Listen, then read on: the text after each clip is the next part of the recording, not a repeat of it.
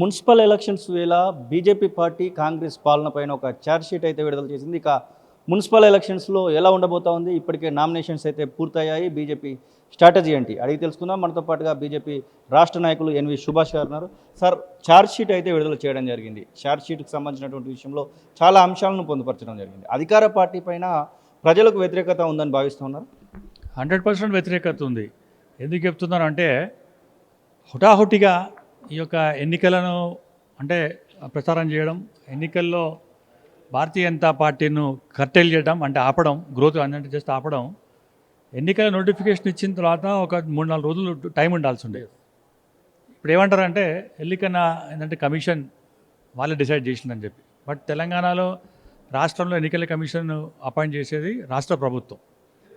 మేమేమంటున్నామంటే తెలంగాణలో భారతీయ జనతా పార్టీకు చాలా దగ్గర నుంచి విశ్వాసం పెరుగుతూ ఇవాళ సమష్టి నాయకత్వం అనే దాని మీద వస్తుంది. వాళ్ళు చూస్తున్నారు మీరు ఏంటంటే ఛార్జ్షీట్ రిలీజ్ చేస్తే చాలామందిని పిలిచినాం, కానీ అందరూ బిజీగా ఉన్నారు ఎలక్షన్స్ దాంట్లో. కేంద్ర పార్టీ కూడా తెలంగాణ మున్సిపల్ ఎలక్షన్స్ల మీద ఫోకస్ వేస్తుంది. ఎల్లుండి నితిన్ నవీన్ గారు వస్తున్నారు, జాతీయ అధ్యక్షుడు భారతీయ జనతా పార్టీకు. దేవేంద్ర ఫడ్నవీస్ గారు వచ్చే సూచనలు కనిపిస్తున్నాయి. అమిత్ షా గారు వస్తున్నారు. ఎందుకు వస్తున్నారు అంటే తెలంగాణలో భారతీయ జనతా పార్టీని ఆదరిస్తున్నారు. ఈ పెద్ద నాయకులు వచ్చిన తర్వాత తెలంగాణలో ఏ విధంగా మేము హామీలు ఇస్తామో, ఏ విధంగా డెవలప్ చేస్తామనే ట్రిపుల్ ఇంజిన్ సర్కార్ అంటారు. అంటే మున్సిపల్లో కానివ్వండి, రాష్ట్రంలో కానివ్వండి, కేంద్రంలో కానివ్వండి, భారతీయ జనతా పార్టీ రాష్ట్రంలో ఉంటే అనేకమైన అభివృద్ధి కార్యక్రమాలు చేస్తున్నాడు. మహారాష్ట్ర మున్సిపల్లో గెలిచినాం, తిరువనంతపురంలో గెలిచినాం, అరుణాచల్లో గెలిచినాం. అంటే దక్షిణ భారతదేశంలో కూడా భారతీయ జనతా పార్టీ ఒక ఎక్స్పోనెన్షియల్ గ్రోత్ ఉంటుందన్నమాట. ఇవన్నీ చూస్తుంటే తెలంగాణలో బీఆర్ఎస్ పార్టీ, కాంగ్రెస్ పార్టీ డ్రామాలు ఆడుతుంది. ఎందుకు చెప్తున్నానంటే రాష్ట్ర ముఖ్యమంత్రి అంతకుముందు పిసిసి ప్రెసిడెంట్గా ఉన్నప్పుడు తెలంగాణలో బీఆర్ఎస్ పార్టీ చాలా అవినీతి జరిగిందని చెప్పి అనేకమైన వాగ్దానాలు చేస్తున్నారు. మేము అధికారంలో వచ్చిన తర్వాత 90 రోజుల్లో కల్వకుంట్ల కుటుంబాన్ని జైల్లో పెడతా అన్నారు. ఇవాళ 750 రోజులు అవుతుంది. మేము అడుగుతున్నాం భారతీయ జనతా పార్టీ తరఫున, మీరు ఏం చేస్తున్నారు? మీరు గురుదక్షిణ ఇస్తున్నారు. కేసీఆర్ గారికి రేవంత్ రెడ్డి గురుదక్షిణ ఇస్తున్నారు. అది కూడా ఎందుకు అంటే నోటు కేసులో కేసీఆర్ గారు 10 సంవత్సరాలు అధికారంలో ఉన్నప్పుడు కనీసం వారిని లేదు, బీజేపీ పార్టీ కేసీఆర్ను కాపాడుతూ ఉంది. కాళేశ్వరం కమిషన్ సంబంధించి సిబిఐకి అప్పచెప్పమని చెప్పేసి కేంద్రానికి చెప్పినా కానీ పట్టించుకోవట్లేదన్నమాట వాళ్ళు చెప్తా ఉన్నారు. సార్, మేము ఇదే ఆఫీస్లో మా కిషన్ రెడ్డి గారు చాలా క్లియర్గా చెప్పినారు, సిబిఐకి అప్పగించండి, అవినీతి మీద జరిగిందని చెప్పి మేము అంటున్నాం కదా, ఇది సిబిఐకి అప్పచెప్పండి. ఎందుకంటే ఇక్కడ కన్సెంట్ ఏంటంటే నో కన్సెంట్ అని ఉంది. కన్సెంట్ ఇవ్వాలి, సిబిఐకి రండి అని చెప్పి.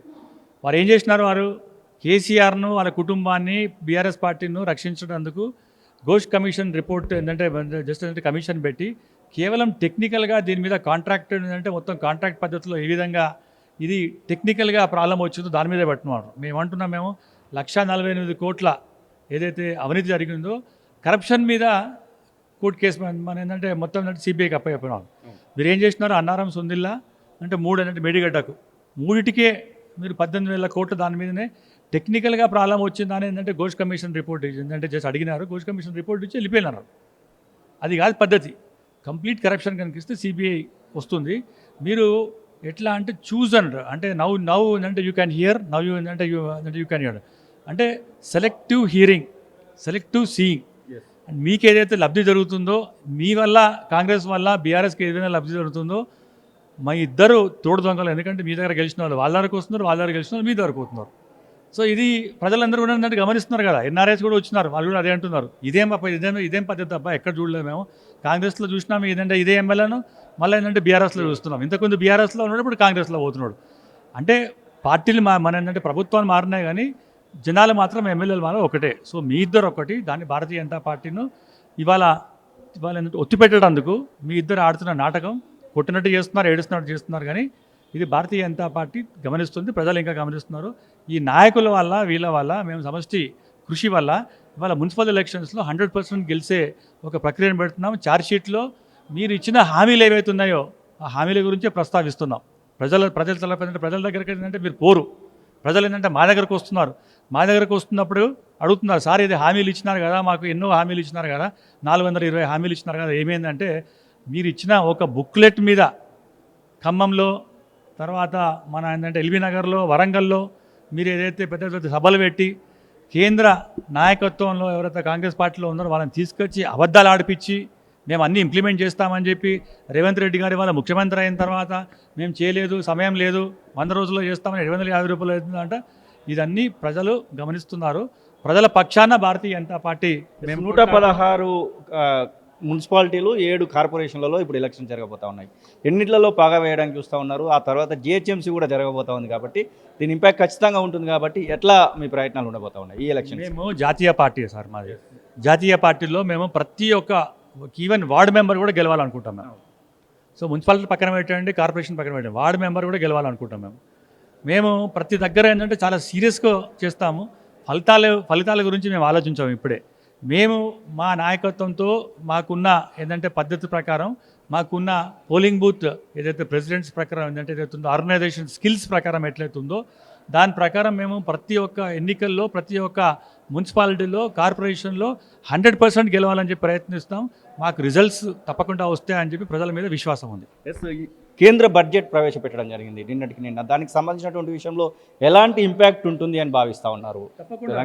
ఏంటంటే వాళ్ళంటే బడ్జెట్ కనుక చూస్తే సబ్కా సాత్ సబ్కా వికాస్ అన్నారు. రాష్ట్రంలో భారతీయ జనతా పార్టీ అధికారం లేకున్నా కూడా మేము ఇప్పటి వరకు 11 సంవత్సరాల్లో 12 లక్షల కోట్ల రూపాయలు తీసుకొచ్చినాం. ఇవాళ తెలంగాణలో ఇదే అడుగుతుంటారు, ఒక విష్ లిస్ట్ పంపిస్తారు కాంగ్రెస్ పార్టీ ఏంటంటే కుటిల రాజకీయం ఎట్లా మనకు తెలుసు కదా.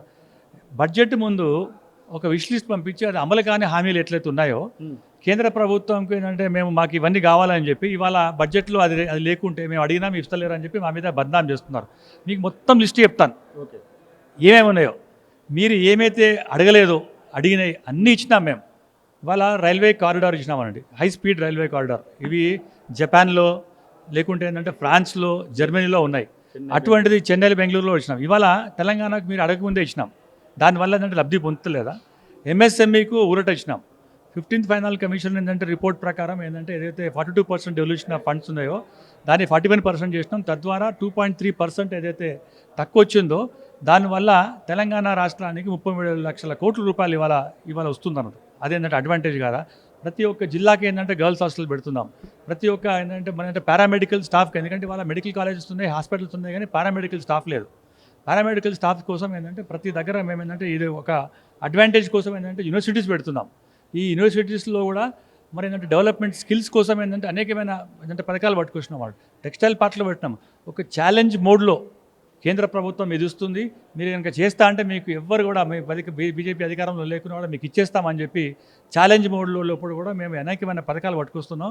మీకు కనుక దమ్ము ధైర్యం ఉంటే ఇంప్లిమెంట్ చేయాలని చెప్పి మీకు ఏంటంటే ఒక ఆలోచన ఉంటే తెలంగాణ సమిష్టి అభివృద్ధి చెందాలంటే మీలా ఎటువంటి స్కాములు లేవు, ఏంటంటే మొత్తం స్కామ్లు ఆస్కారం లేకుండా మీరు మంచి డెవలప్ చేయాలనుకుంటే ఈ అన్నిట్లో మీరు పార్టిసిపేట్ చేయండి. అందరం కలిసి తెలంగాణ అభివృద్ధి చేద్దాం. ఇది ఎన్వి సుభాష్ చెప్తున్న మాటలు. మొత్తం మీద కాంగ్రెస్ పార్టీ పైన మేము మా యొక్క పనితనాన్ని కొనసాగిస్తూనే, మా యొక్క ప్రశ్నించేతనాన్ని కొనసాగిస్తూనే మున్సిపల్ ఎలక్షన్స్లో విజయ దుందబి కొనసాగిస్తామనేటువంటి మాటనైతే వారు చెప్తున్న పరిస్థితి. కెమెరా పర్సన్ అజార్తో శ్రీనివాస్, తొలి వెలుగు, హైదరాబాద్.